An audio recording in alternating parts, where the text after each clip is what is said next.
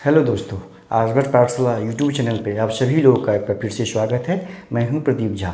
आज JSSC CGL की regarding high court में महत्वपूर्ण सुनवाई संपन्न हुई है।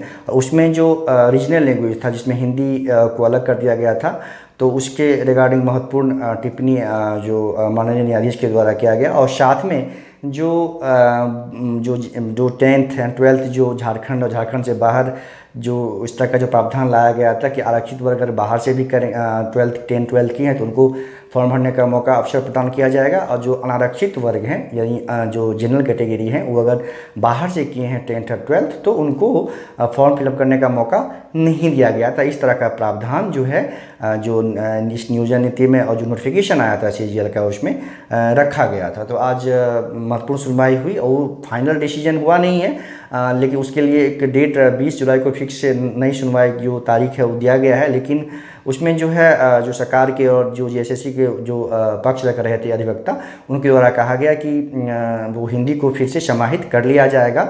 और साथ में माननीय जज महोदय के द्वारा ये भी कहा गया कि आप ये समानता के जो संवैधानिक नियम है, समानता को जो अधिकार उसका उल्लंघन है कि एक ही राज्य के कुछ नागरिकों के लिए अलग नियम और कुछ नागरिकों के लिए अलग नियम है, ये ऐसा नहीं किया जा सकता। तो हो सकता है कि 20 जुलाई से पहले ही गवर्नमेंट ऑफ झारखंड के द्वारा हिंदी को उसमें जो रीजनल लैंग्वेजेस का जो लिस्ट है उसमें ऐड कर दिया जाए। और जो 10th 12th का जो कंडीशन है उसको हो सकता है कि समाप्त कर दिया जाए, तो उस दिन जो केस है अपने आप ही ख़त्म हो जाएगा।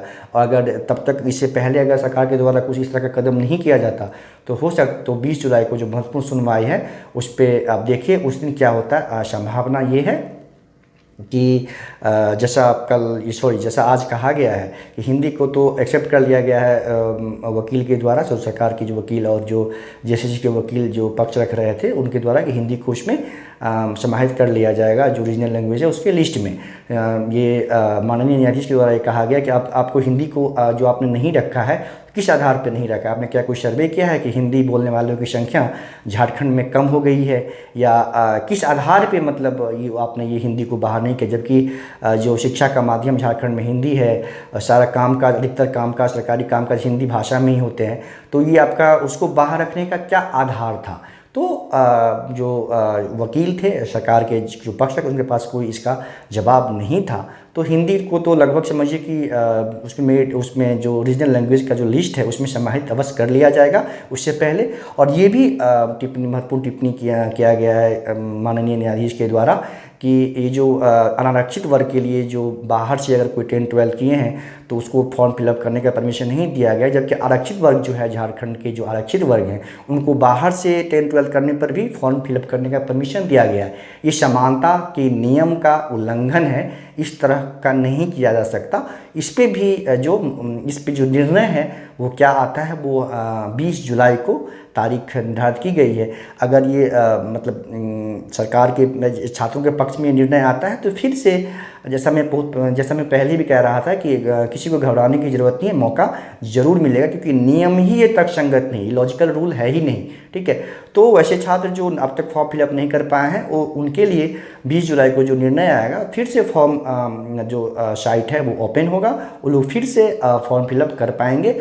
और जो रीजनल लैंग्वेज के लिस्ट में अगर जब हिंदी ऐड हो जाएगा तो अपना चेंज करने का भी ऑप्शन ज़रूर मिलेगा। तो वैसे छात्र जो अब तक फॉर्म नहीं भर पा रहे थे बाहर से 10th और 12th के कारण, उनको अवश्य मौका मिलना चाहिए। और मतलब मेरा ये मानना है कि उनको मौका मिल जाएगा। 100% तो अभी कुछ कह नहीं सकते, बट जैसा आज हुआ है झारखंड हाईकोर्ट में जिस जिरह हुई है उसके आधार पे अब हम लोग अनुमान लगा सकते हैं कि वैसे लोगों को भी मौका फॉर्म फिलअप करने का मिलेगा जो झारखंड के स्थानीय निवासी हैं, और जो बाहर से 10th 12th किया है उनको भी फॉर्म फिलअप करने का मौका ज़रूर मिलेगा। और जैसे यही संबंध में मुझे आप लोगों को जानकारी देनी थी। आप लोग पढ़ाई जारी रखें, जेएसएससी थोड़ा डिले होगा लेकिन ठीक है, डिले होना मतलब लाजमी है, जो कि अगर सरकार ने पहले ही इस तरह का नियम अगर नहीं लाया होता तो एग्ज़ाम हो चुकी होती।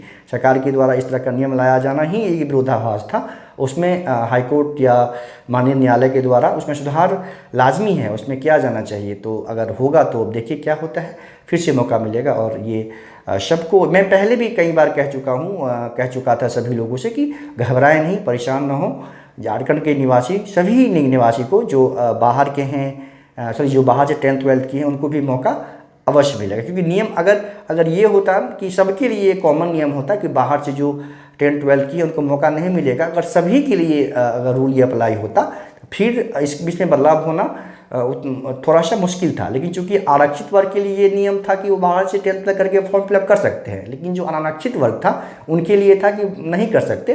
तो ये विरोधाभास था, ये कोर्ट में टिकने वाला था नहीं।